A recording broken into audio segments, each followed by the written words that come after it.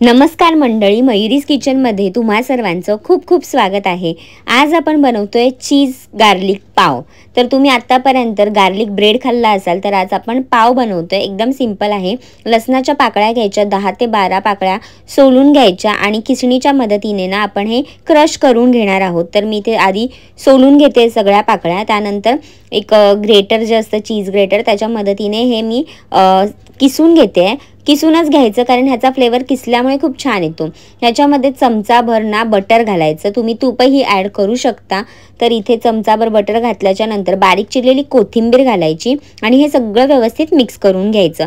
चवीनुसार मीठ घालायचं। ह्याच्यामध्ये तुम्ही तुम्हाला आवडणारे ऑरिगानो, मिक्स हर्ब सगळं ॲड करू शकता, चिली फ्लेक्स सुद्धा घालू शकता। आता ह्यामध्ये मी 2 चीजचे क्यूब ग्रेट करून घालते। तुम्ही इथे मोझरेला चीज सुद्धा वापरू शकता। मी इथे नॉर्मल अमूलचं जे चीज येतं ना तेच क्यूब्स इथे वापरलेलं आहे, प्रोसेस चीज। जर तुम्ही मयुरीज किचनला अजूनपर्यंत सबस्क्राईब केलेलं नसेल तर लगेच जा, सबस्क्राईब करा आणि बेल आयकॉनवर क्लिक करायला विसरू नका, म्हणजे जेव्हा केव्हा मी माझी नवीन रेसिपी अपलोड करेल तेव्हा तुम्हाला त्याचं नोटिफिकेशन मिळेल। इथे चीज ग्रेट करून झालेलं आहे, तर व्यवस्थित मिक्स करून घ्यायचं। आधी आपण जे पदार्थ घातले होते त्याच्यामध्ये चीजला एकदम परफेक्ट मिक्स करून घ्यायचं। मिक्स झाल्याच्या नंतर मी इथे 2 पाव घेतलेत, त्या दोन्ही पावांना ना एकदम व्यवस्थित ओपन करून घ्यायचं आणि ओपन करून झाल्याच्या नंतर दोन्ही बाजूवरती आपण हे जे स्प्रेड तयार केलेलं आहे ते व्यवस्थित स्प्रेड करून घेणार आहोत। तर मी आता लावते एका पावाला, त्यानंतर दुसऱ्या पावाला सुद्धा लावून घेणार आहे। हे खायला ना इतकं कमाल लागतं, गरमागरम तर ह्याची टेस्ट खूप भन्नाट लागते।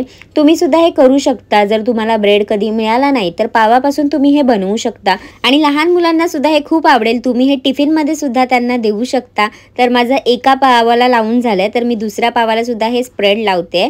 तुम्ही तुमची जी क्वांटिटी आहे ती तुम्ही पावानुसार किंवा ब्रेडनुसार हे तुम्ही ॲडजस्ट करू शकता। सेम स्प्रेड तुम्ही ब्रेडसाठी सुद्धा वापरू शकता। इथे आपण ब्रेडऐवजी पाव वापरलेला आहे, तर पावसुद्धा खूप छान लागतो।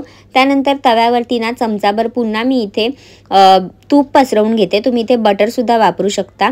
त्यानंतर गॅसचा फ्लेम स्लो करायचा आणि दोन्ही पाव मी एकदम व्यवस्थित भाजून घेणार आहे।